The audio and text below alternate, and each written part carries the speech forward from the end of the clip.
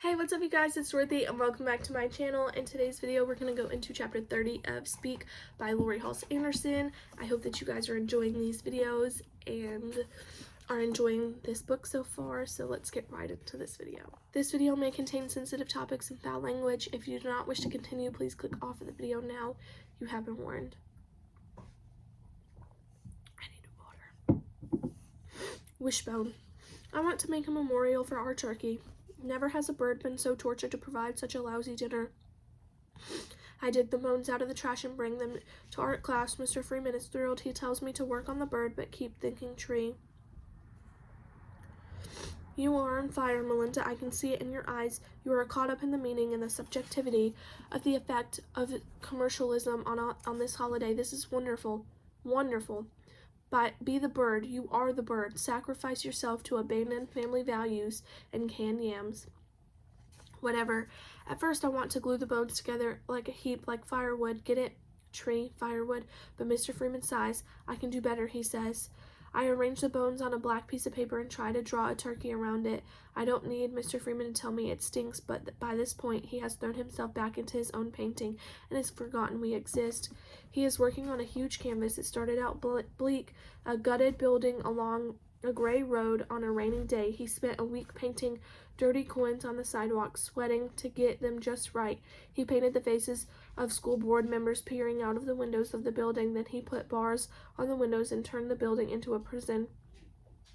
His canvas is better than TV because you never know what is going to happen next. I crumple the paper and lay out the bones on the table. Melinda Sordino, anthropologist. I have unearthed the remains of a hideous sacrifice.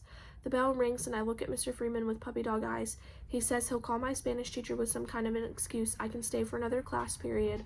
When Ivy hears this, she begs permission to stay late too. She's trying to conquer her fear of clowns. She's constructing some weird sculpture, a mask behind a clown's face. Mr. Freeman says yes to Ivy too. She waggles her eyebrows at me and grins. By this time, I figure out that this might be a good time to say something friendly to her. She is back at work. I glue the bones to a block of wood, arranging the skeleton like a museum exhibit.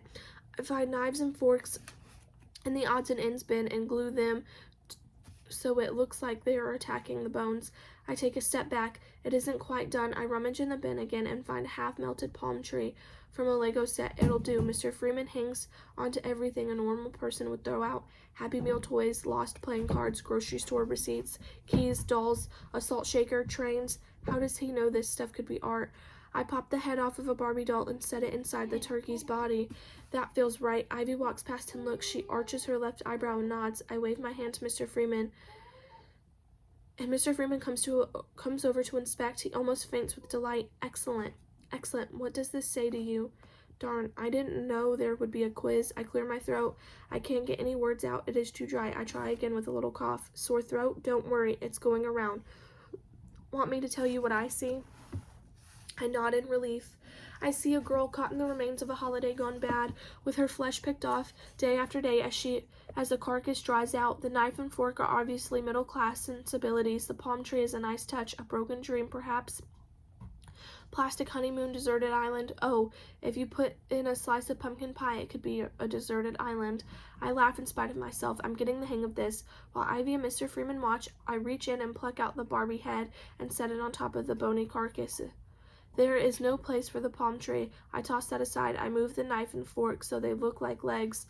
I place a piece of tape over Barbie's mouth. Do you have any twigs? Little branches I could use to make them arms? Ivy opens her mouth to say something, then closes it again.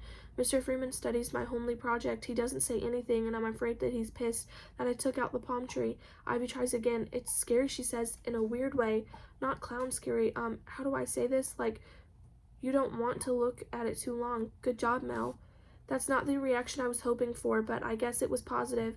She could have turned her nose up or ignored me, but she didn't. Mr. Freeman taps his chin. He looks way too serious to be an art teacher. He's making me nervous. This has meaning. Pain. The bell rings. I leave before he can say more. That is the end of this chapter. I will see you guys in the next video. Bye.